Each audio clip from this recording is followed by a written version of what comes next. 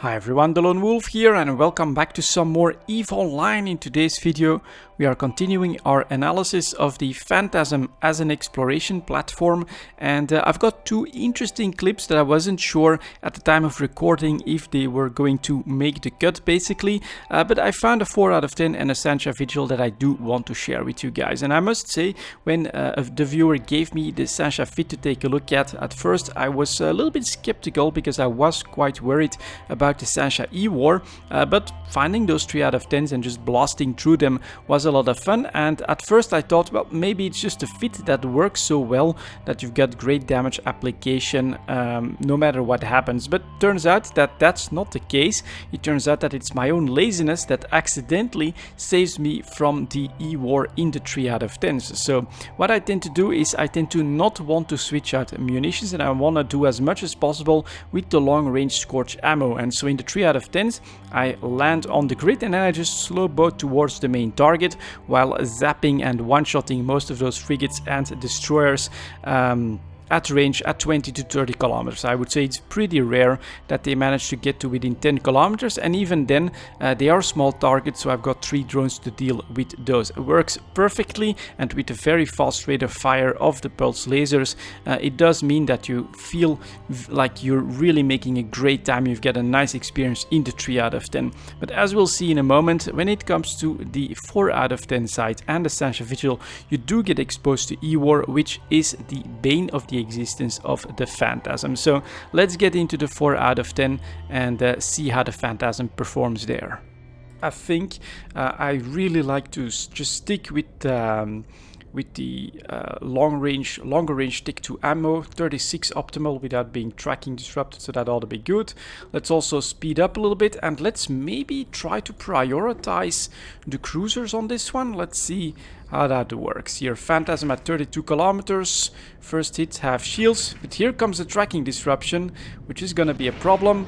Already back down to 14 kilometers optimal range, exactly the problem that I was a little bit worried about. So I should probably switch to a closer target. Let's see if I can hit this guy at 10 kilometers.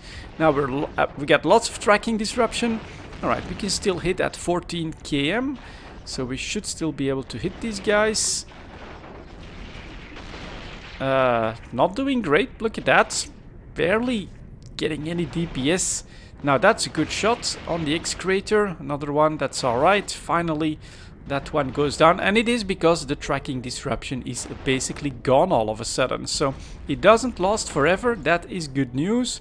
But when it hits you, it can hit you quite hard. The DPS on the cruisers, not as good as what I was hoping for. So let's see how we do against the slave hunter.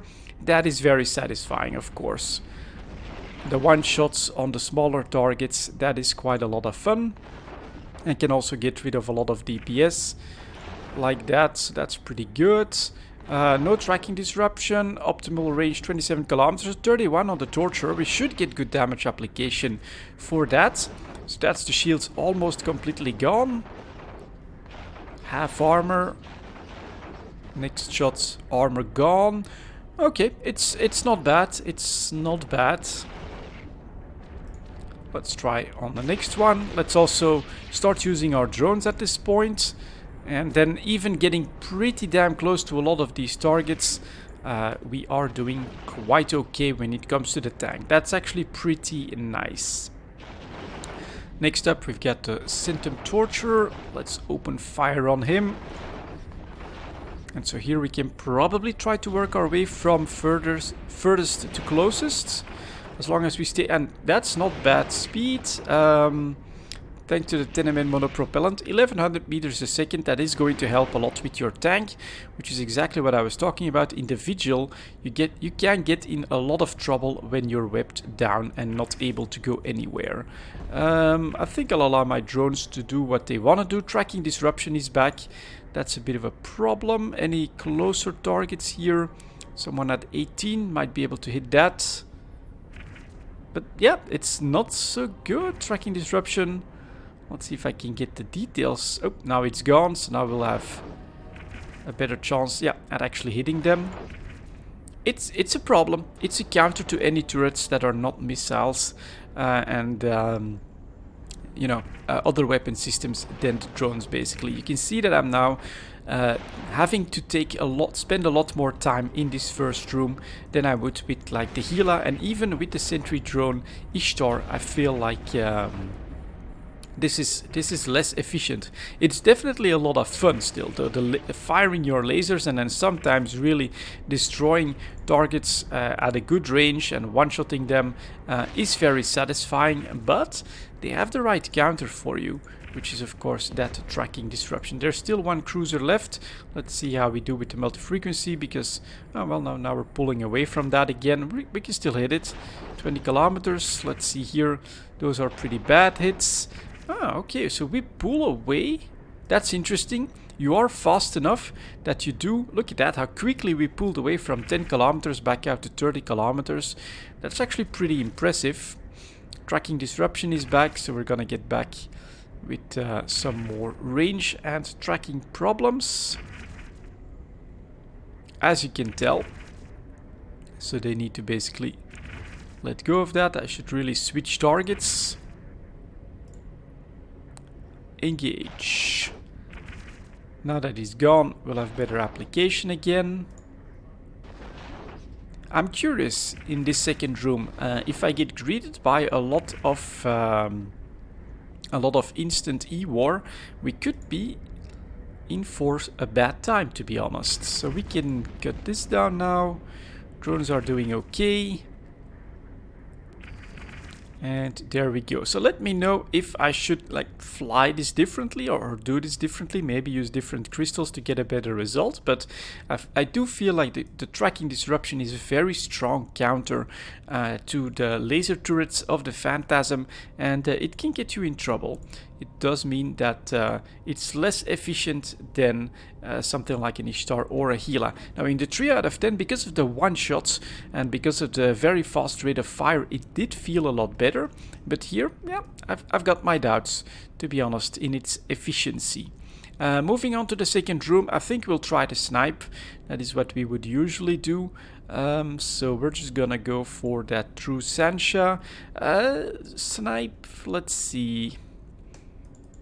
We can try, but it may be the wrong choice, of course. Let's approach, activate that, start firing.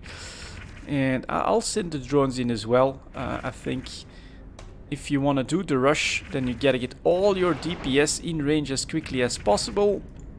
Head straight for the loot and then try to warp out. So we get our first bit of damage application. He is not heading into the structure, which is good news. And then here is the tracking. Look at all of that tracking.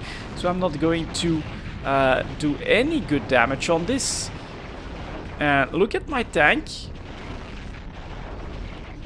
I mean, they're having a hard time breaking it, but it's definitely not doing too well. Now we're getting really close to this guy, so we're finally gonna start to actually track him a little bit.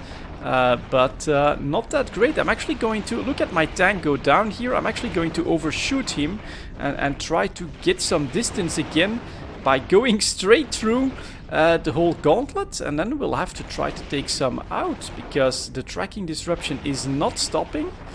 And he's in structure. Come on, couple more shots. Lose that final. Yep, there we go. Now we should be able to snipe him out. That was the gauntlet, but look at what it cost me in shields. That's not that good. So let's get started on trying to get some of this stuff off the field. Let's get to the sides. Give me a little bit of breathing room so my tank is coming back. Alright, that's definitely interesting. Have to do this a little bit differently from as I've said, the Ishtar or the Gila, which have completely different tactics that you can use. Target at 30. We're not being tracking disrupted. Ah, that's maybe it. Tracking disruption may not work at longer ranges, and so that's gonna be what you need to do. Keep them at range a little bit, because now once I'll get too close into the gauntlets, we'll be tracking. Is that how this works? That could be interesting. So we are diving straight for that loot now. Let's see if the tracking disruption starts to land or not. And then we'll just shoot straight through everything again. Well, no, now we're not really tracking disrupting. Loot is a couple of pieces, but nothing too great. So let's overshoot this again. Let's see if we can take some of these small guys out again. Oh, there it is. It is back now. One Senti-Slaver is tracking, disrupting me. And let's see, once we get out to like 30 kilometers. These guys go down. That's pretty easy. And then it's gone again.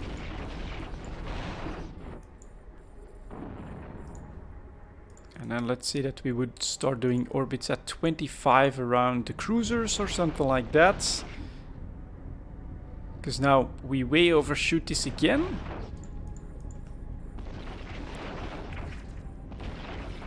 I'm gonna switch targets to you, because you're almost down. We're getting back in range of this guy, so it should be possible now. And okay, alright. Let's see here. You're next. Same orbit, please. Couple more cruisers. So I think we can tell quite clearly that this is a lot less efficient than the 3 out of 10, and that the tracking disruption from the rats is the main culprit here. The big problem with the tracking disruption is that it means that you can't really count on your max DPS whenever you want it, or whenever you want to apply it, especially on the true Sasha, when we were trying to dive straight to the main target, grab the loot, and then possibly get out of that. It just doesn't work because you've got that unknown factor, which is the tracking disruption from the rats. Now, that's the 4 out of 10. The next clip is gonna be from a Sasha Vigil. Not only are we dealing with the tracking disruption there, but we're also dealing with webs, and that is really a very bad combination for the Phantasm, as we'll see in a moment. Since we are cap stable, we are of course going to start repping continuously, because the incoming DPS in the first room is quite a lot, and I actually don't know exactly the distance that the base here, the security tower, is going to be at when we first warp in. I think we can use the multi-frequency on that, align the gate, start targeting, and blap. I don't think it's worth it to get the 3 drones out, and there comes the first volley. Alright, we do take a decent hit. In the meantime, we are chewing through the armor of the security tower. Now it's in structure. We have rep back by the time the second volley comes in. That one is down. Let's activate the gate. Second volley comes in, but we are absolutely fine. So it works well. The tank is quite strong and can easily blitz the first room. After that, I think we want to switch back to our Scorch, because of course this time we are going to go after... you know what? I'm actually a little bit curious about... So Stasis Tower is definitely a goal as well. But let's see if I can one-shot that horror. Activate my... right, no hit. Yeah, here we go. That's the problem that I was expecting here as well. Now, optimal range is, yep, only at 6,000 meters. So how the hell am I gonna take out this stasis tower now? I guess we'll have to switch to some long-range ammo, which I think is... like radio, isn't that long range? Optimal now is still 10,000 meters. Yeah, that's a big problem. I'm guessing we'll go like this then. We'll put the Scorch back out and we'll try. And it's the loyals that are coming in first. So here comes the challenge. The second room in a Sasha Vigil. Alright. Okay, so that does work. More luck than anything else. Do keep a close eye on your drones and then try to spot the true Sansha, who is now at 12 kilometers. So multi-frequency for more damage. Ooh, damn. Return to drone bay. Get rid of that. Yeah. Luckily, the tank is super strong, gotta say. That is actually quite impressive. But now we are caught by 3 of these web drones. And we don't really have great damage application. The true Sasha target is pretty easy to take out. Let's see if we can, since we're not being tracking disrupted, that's basically what saved me there. The tracking disruption failed. And as a result, I am now able to try. Let's see if we can apply damage to that. That's not gonna work with the laser. So let's... Oof, and now my tank. Look at my tank. Not good, not good, not good. Come on, drones. Come on, drones. And the loyal hunter next. We're half through. Oh, and I gotta go. God damn. Maybe if I can get enough DPS off the field. But I don't think so. Alright. Planet 1, warp within 0. Rep. Overheat, overheat, overheat. Go, go, go, go, go. Ouch. Damn, that hurt. Oh, hello, Fernando, by the way. Is he still in local? Yeah. Okay, and there you go. That was a little bit what I was afraid of when it comes to this Phantasm. You can't get into trouble, and you don't really have great application on something that's that small, which is those bloody web drones, of course. So let's rev back up. Let's repair in the station, I guess. Do a quick dock. And then, ooh, the cosmic signature is even gone. Damn, what a waste. Alright. Interesting lesson. This is something that the Gila will do a hell of a lot better. Not only does it have drones that can actually, even the medium drones will be able to track those small webbers. It also has launchers that will basically be able to do damage to those web drones. And as expected, this was the Achilles heel here. I was a bit surprised. I probably didn't do things as well as I could. Because I'm trying the site for the first time with this Phantasm. But yeah, you don't really have a good way of getting rid of the web drones, and you can run into problems whenever they track, whenever there's lots of tracking disruption. So that's it for this video. Thank you very much for watching, and I'll see you all next time.